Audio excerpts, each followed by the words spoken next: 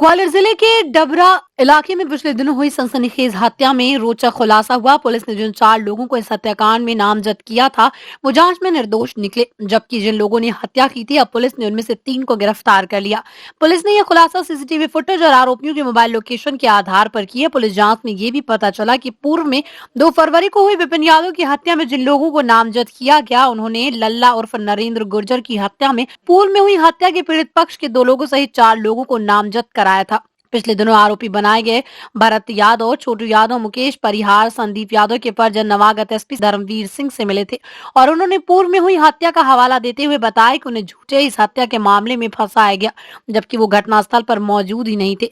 Police जांच में आरोपियों की लोकेशन किसी की ग्वालियर, किसी की दतिया के दिनारा नामक स्थानों पर मिली। लल्ला उर्फ नरेंद्र गुर्जर की हत्या की जांच में पता चला कि मौके पर विश्वेंद्र उर्फ पुष्पेंद्र रावत की सिम का इस्तेमाल हुआ है। विश्वेंद्र रावत मुडरी गांव का रहने वाला, उसने पूछताछ में बताया कि ये सिम पवन धानुक को दी थी। पवन धानुक को जब पकड़ा गया तो उसने बताया कि उसके द्वारा ये सिम गोराघाट के शिवराम रावत को दी थी। पूछताछ में उसने स्वयं तथा शिवम रावत के बारे में बताया कि वो मोटरसाइकिल से घटनास्थल पर पहुंचे थे। इसके बाद उन्होंने लल्ला और नरेंद्र गुर्जर को गोली मार दी। पुलिस ने आरोपियों के पवन धानुक, विश्वेंद्र रावत, शिवम रावत को गिरफ्तार कर लिया।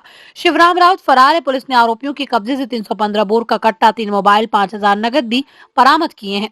देखिए, विगत दिनों 13 मार्च को डबरा थाना क्षेत्र में एक लल्ला और नरेंद्र गुर्जर की हत्या हुई थी और जिस तरह से घटना हुई थी वो काफ़ी संवेदनशील मामला था।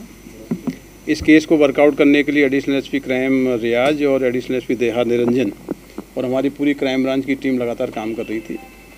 घटना के बाद सारे सीनियर ऑफिसर्स ने मौका विजिट किया था।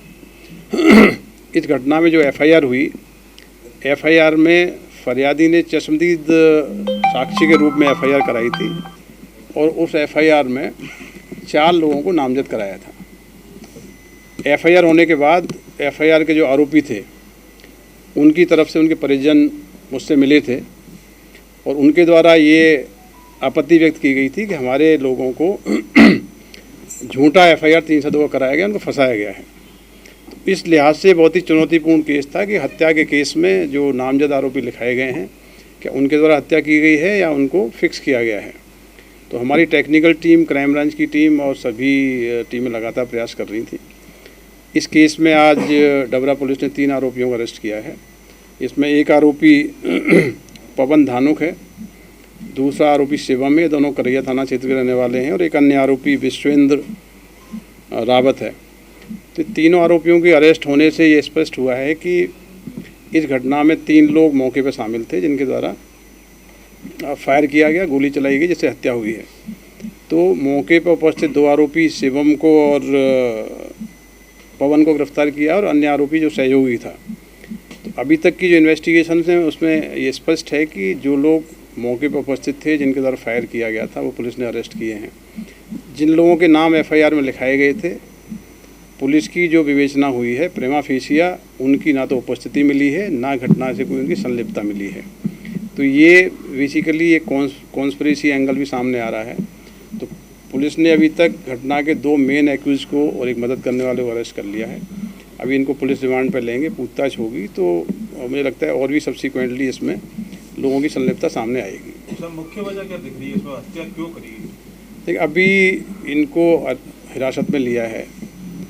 इनसे जो प्राइमरी इन्फॉर्मेशन मिली है, कुछ दिन पहले जो डबरा में मर्डर हुआ था, उस मर्डर के जो फरियादी हैं और मर्डर के जो साक्षी हैं, उनको लल्ला के मर्डर केस में आरोपी बनाया गया। जांच में पाया गया है कि वो इस केस में अभी तक संलिप्त नहीं है।